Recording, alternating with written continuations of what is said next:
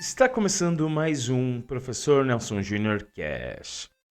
Livro de hoje, Conectado. Como ter um relacionamento direto com Deus, de Steve Case.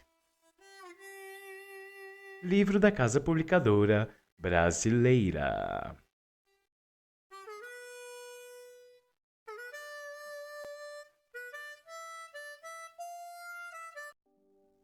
Capítulo 10. Descobrindo Deus. Duas propriedades à beira do mar.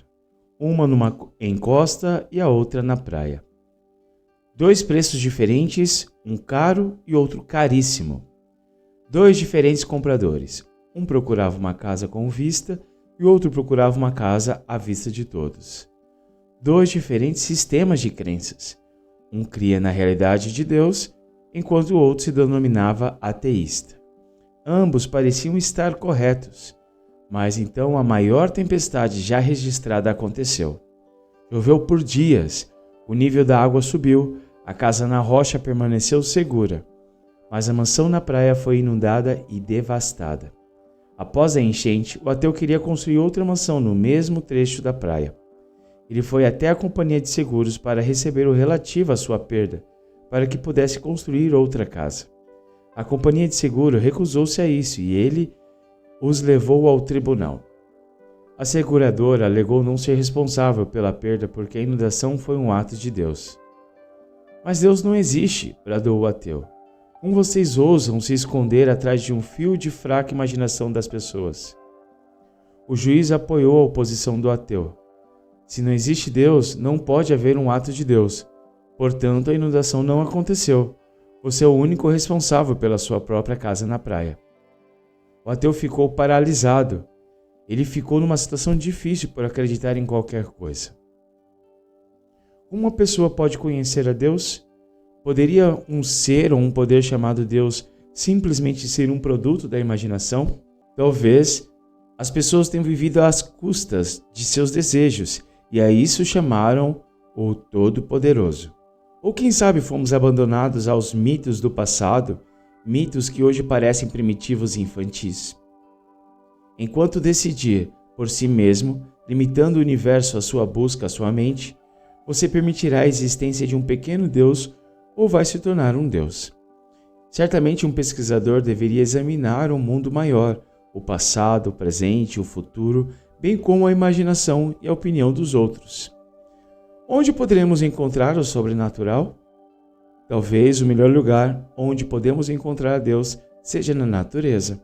Por milhares de anos, as pessoas ao redor do mundo têm adorado a natureza. Compreendendo seu poder e a dependência dela, elas adoram o sol, a chuva, as árvores, sementes, a lua e tudo mais. Intuitivamente e a partir da experiência, as pessoas têm descoberto que alguma coisa maior do que elas está presente no mundo. Paulo explica isso na seguinte forma: pois o que Deus se pode conhecer é manifesto entre eles.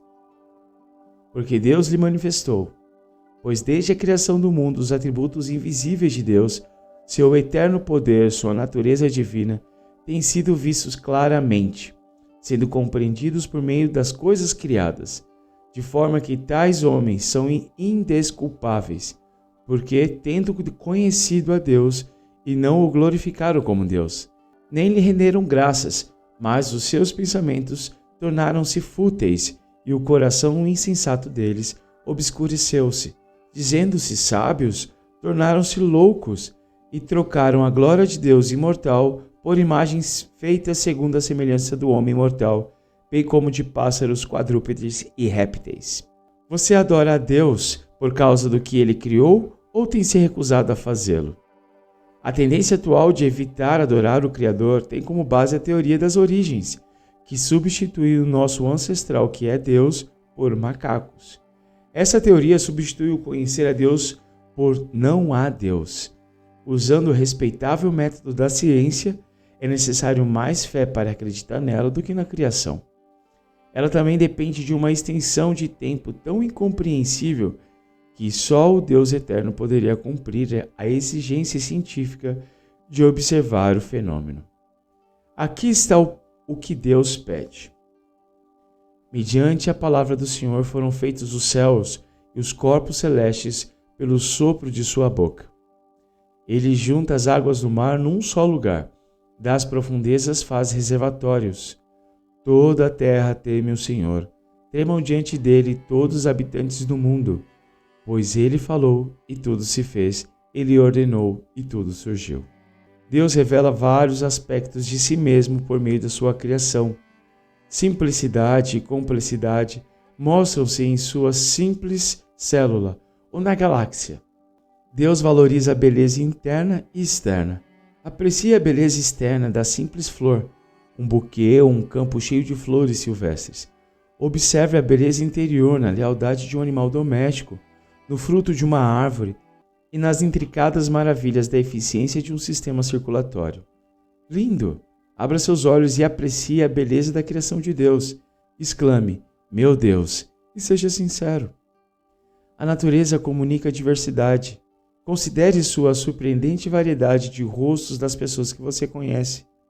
Os humanos estabelecem limites através de rios, muito embora esses rios alterem seu curso.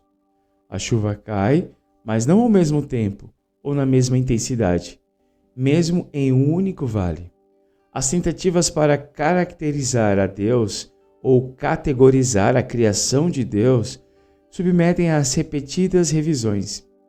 O vasto planeta de Deus e o universo ilustram que eles são dependentes dele. É por isso que você pode sentir seguro ao colocar tudo em suas mãos. Encontramos importantes qualidades tais como confiança e obediência em toda a natureza.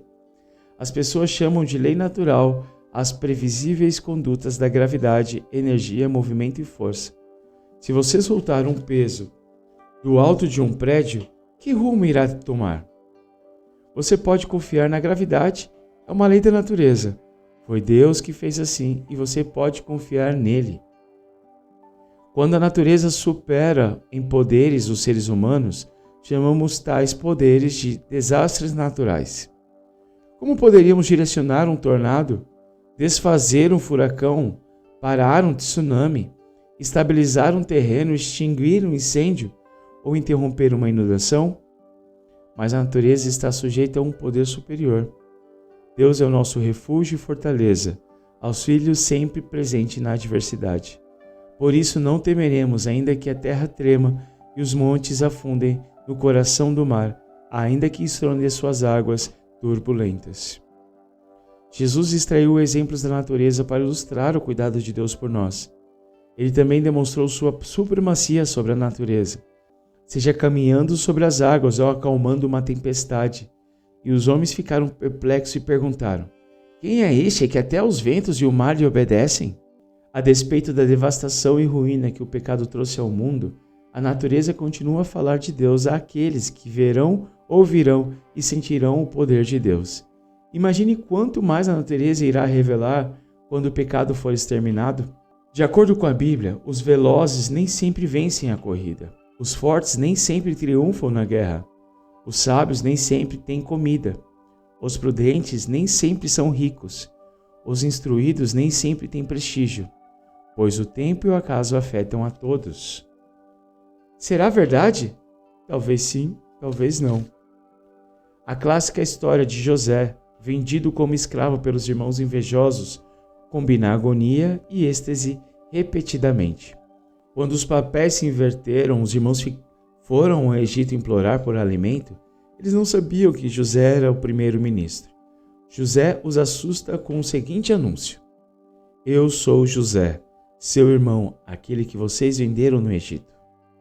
Agora, não se aflitam nem se recriminem por terem me vendido para cá, pois foi para salvar vidas que Deus me enviou adiante de vocês. Assim não foram vocês que me mandaram para cá, mas o próprio Deus. Ele me tornou ministro do faraó e eu o sustentarei. Sorte ou providência divina? Daniel deu crédito a Deus pela revelação do sonho de Nabucodonosor, o qual homem algum poderia revelar.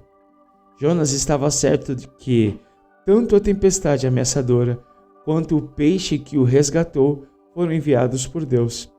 Sansão dependia de Deus para salvá-lo na desidratação que aconteceu após haver aniquilado o inimigo. Elias obedeceu a Deus e os corvos levaram a ele alimento durante o período de fome. Eliseu sentiu o exército invisível de Deus ao redor dos inimigos visíveis que o circulavam.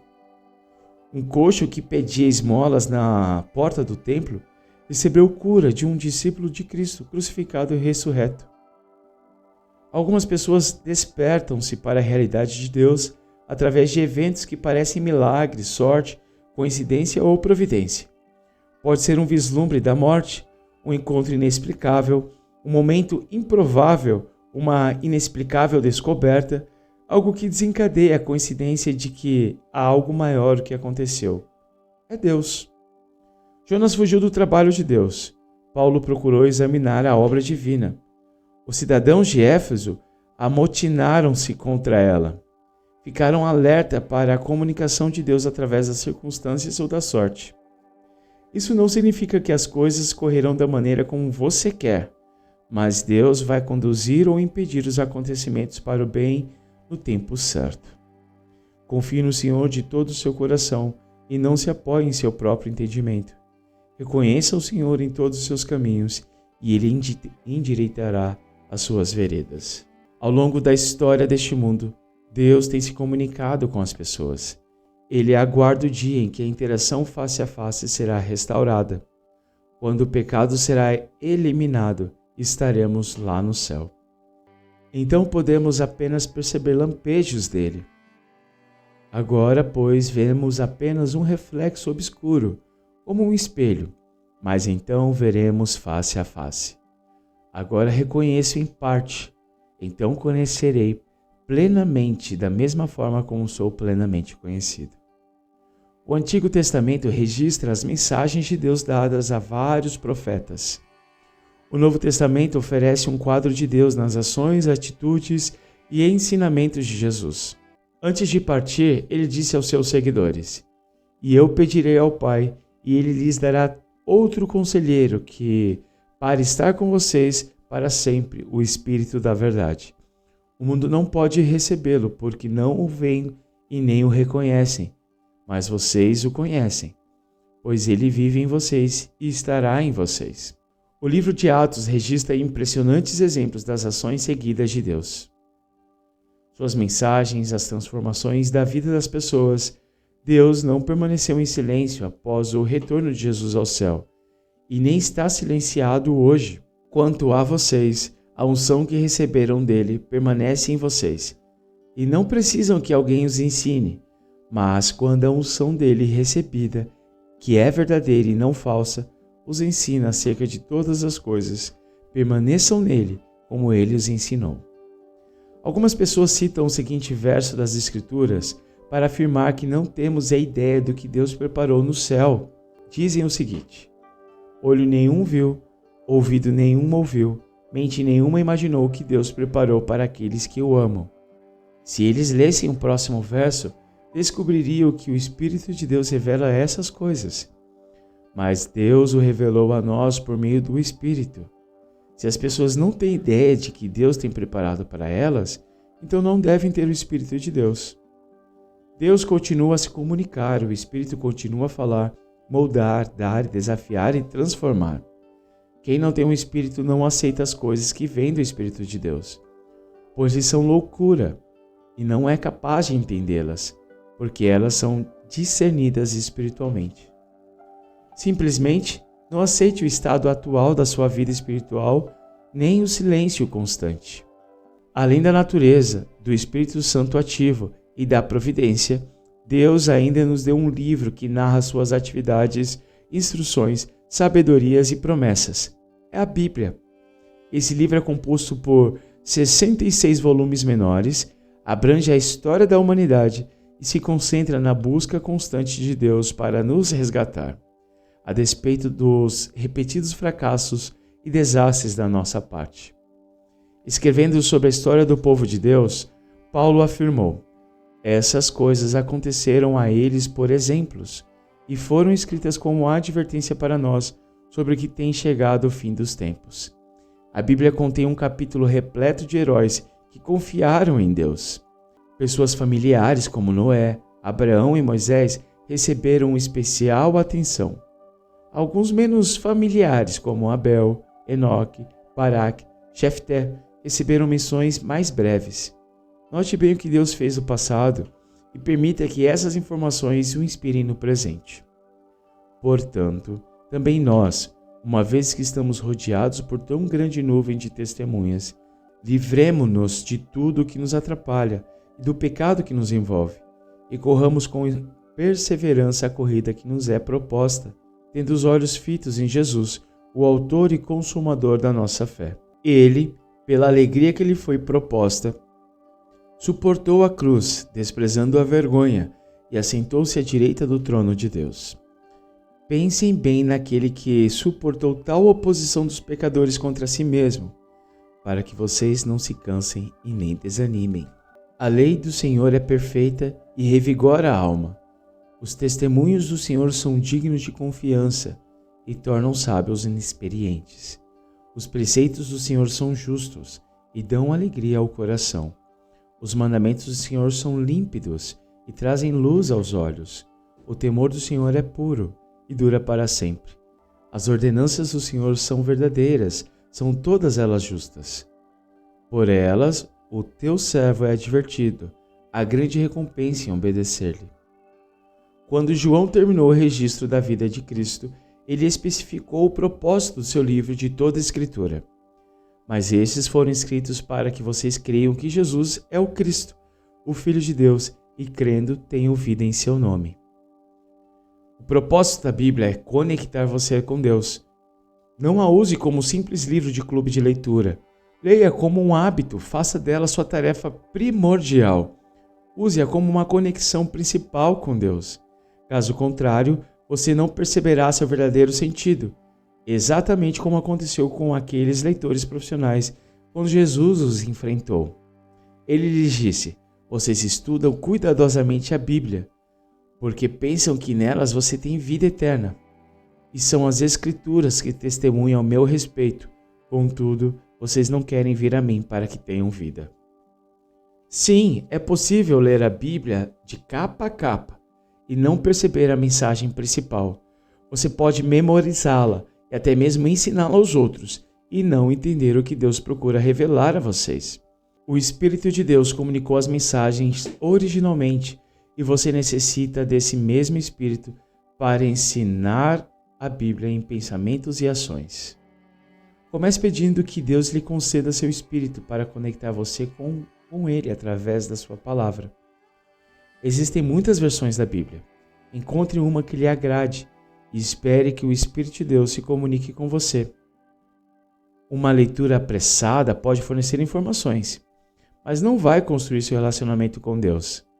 Se você tiver apenas um pouco de tempo, tome uma frase, um verso, um salmo, um provérbio, uma ideia a partir dessas palavras de Jesus, ou uma lembrança de uma história bíblica familiar. Guarde-a no fundo da sua mente e medite nisso durante o dia inteiro. Algumas porções da Bíblia são simples, outras necessitam de mais estudo. A Bíblia foi escrita para as pessoas comuns, não simplesmente para eruditos, mas não espere compreendê-las completamente em seus primeiros contatos com ela. Ela fala de Deus, portanto se comunica diretamente com você, mas a Bíblia também ultrapassa a sua compreensão. Sublinhe, destaque, escreva-as nas margens, faça anotações nos versos, compare uma passagem com outra, considere o contexto mais amplo que vai além de um único verso, ou mesmo um capítulo. Verifique o contexto histórico, então faça as aplicações para a sua vida hoje. Quando voltar a essa passagem, você pode ter um novo começo. Revise, concentre-se nas partes sublinhadas. Você vai se surpreender com os impactos que surgirão de sua releitura. Peça que o Espírito use as informações que você está recebendo na Escritura para guiá-lo em sua conversa com Deus. O resultado pode ser o aumento de um amor e apreciação por Deus.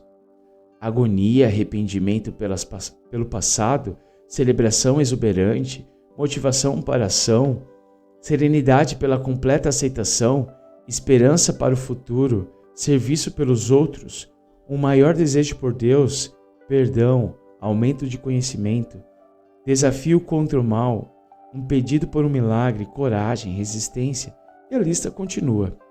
Afinal, Deus está lidando com você e você está lidando com Deus. Você pode ter herdado uma conexão com Deus de seus pais e outras pessoas significativas em sua vida. Mas se você consegue ler este livro, provavelmente você está maduro o suficiente para ter a sua própria conexão com Deus. Você pode ter descoberto a respeito de Deus pelos outros, mas deve agora encontrar a Deus por si mesmo. Isso não significa que você precisa descartar sua herança ou recomeçar do zero. Mas isso significa que você precisa a comunhão direta com Deus. Se você quer mesmo ser espiritualmente vivo, em vez de estar no sistema de suporte de vida de alguma outra pessoa. Leia a Bíblia por si mesmo. Não tome simplesmente ao pé da letra o que outra pessoa disse para você. Não se contente em conhecer alguém que está ligado a Deus, quando você mesmo pode estar diretamente ligado a Ele. Estude, interaja com os outros a respeito de Deus, mas certifique-se de que ter o seu tempo individual com Deus é também importante. Leia as mensagens de Deus para você. Compartilhe seu coração com Ele. Ouça as impressões dele em sua vida. Coloque-se em sua presença. O estudo das Escrituras vai realmente expandir a sua mente, dando maior amplitude e profundidade a ela. Seu caráter vai melhorar a partir do seu conhecimento sobre Deus e seu contato com Ele, e seu propósito na vida se tornar mais claro. À medida que sua exposição a Deus continuar, você experimentará um aumento na sua compreensão e apreciação dele, do que ele fez por você e está fazendo agora, do que ele fará no futuro. Você também vai querer participar do trabalho de Deus, em vez de apenas pedir a Ele que Ele abençoe o seu. Em algum momento você tem que entrar de cabeça no relacionamento com Deus. A confiança vem de experiência prévia ou do desespero cego. A Bíblia narra ambos. Deus deseja que sua confiança nele cresça. Alguns chamam isso de fé. Deus pode fazê-la ser real, mas você deve assumir o risco. Sem fé é impossível agradar a Deus, pois quem dele se aproxima precisa crer que ele existe e que recompensa aqueles que o buscam. Essa coragem para confiar em Deus vem diretamente da Bíblia.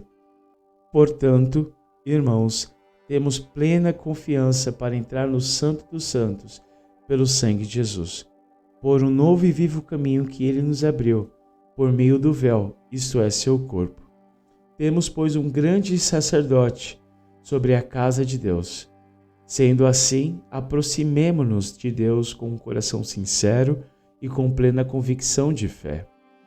Você pode conhecer a Deus? Com certeza.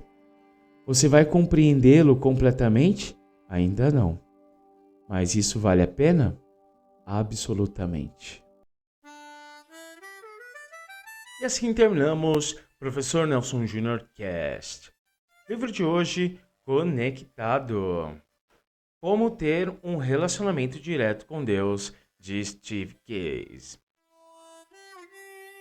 Livro da Casa Publicadora Brasileira.